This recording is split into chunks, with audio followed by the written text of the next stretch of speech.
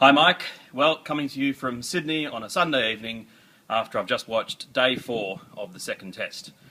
If you remember, the match began with Australia scoring a massive 570 in their first innings and England scoring a pitiful 172 in their first innings.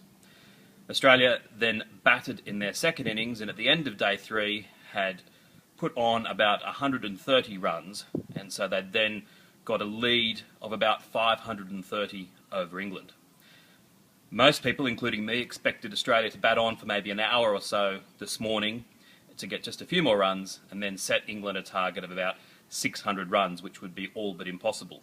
But Michael Clarke, the Australian captain, is quite aggressive, and he actually declared the Australian innings closed on their overnight score.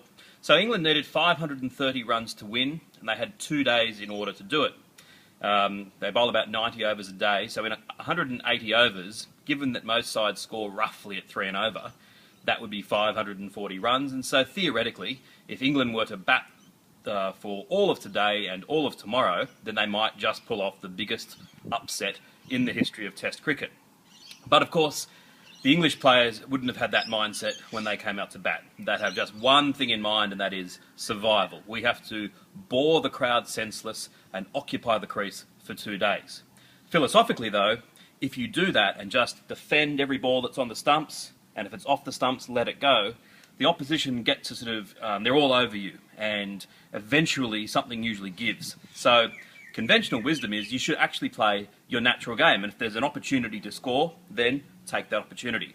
Well, with this in mind, one of the first balls of the day that the English captain, the opening batsman Alistair Cook, faced was straight at his head. And rather than ducking it, he took the opportunity to score and went crack. But unfortunately, it hit the top of his bat, went straight up in the air, and he was out caught and walked off feeling absolutely devastated. And amazingly, England lost their next wicket in precisely the same manner. They then lost a third after a bit of a partnership, and then our friend Ian Bell, the Hobbit, who is easily England's best batsman, came out to bat, and he got out to an absolutely shocking shot. The Australian part-time spin bowler was on. Ian Bell had a lapse in concentration, and off he went. It looked at that point as though England would just fold. But Joe Root, their youngster, who bears a striking resemblance to Ellen DeGeneres, played beautifully and scored 87 before he too was dismissed. And so by the end of the day, England were 6 out, and they had put on a score of about 247 or thereabouts, so they're just a little bit less than halfway to achieving this almost impossible result. So Australia is all but a certainty to wrap the match up tomorrow. There's a little bit of rain forecast, so my bet that is going to win, providing it's not a draw, is looking pretty solid, although there's a small chance that it could go horribly wrong. But I would expect that I'll be reporting to you very briefly tomorrow to say that Australia have wrapped up this and won the second test match. Bye.